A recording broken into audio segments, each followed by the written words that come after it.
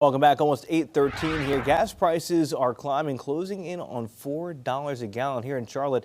They're up about $1 since this time last month. And history shows when that happens, it doesn't stay at just the pump. It starts to push up costs all across the rest of the economy. All right, so let's bring in our chief business correspondent, Taylor Young.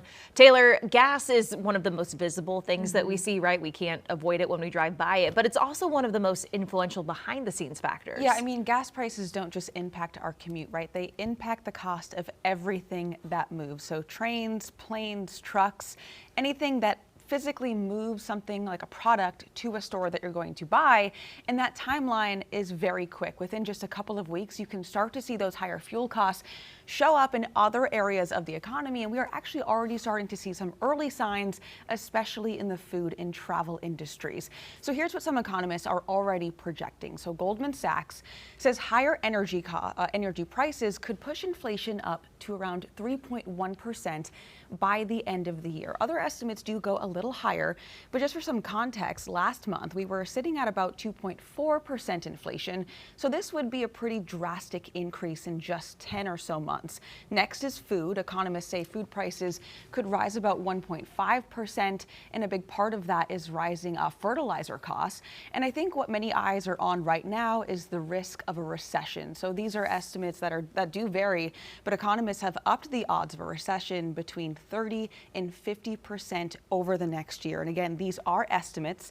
These could change, but these are mostly based on what is happening overseas right now in current fuel costs. Okay, so let's get a little bit more specific here. Beyond the pump, what will show up first with those increases? Yeah, I mean, groceries are one of the first places that people notice, right? Other than the gas station, because at the gas station, the prices are illuminated right in front of us. But also, you know, people tend to pay attention to what they pay for at the grocery store. And when you've got higher transportation costs, again, and things like fertilizer and production, that's also being impacted by fuel costs. But so this is really being hit at multiple angles here. I think another one is services, the price of services. So anything that requires travel or logistics. This can be home repairs, deliveries, I mean, landscaping. And these price increases can be subtle, but they do add up over time. Well, and the timing couldn't be worse, Taylor, because we're heading into a busy travel season.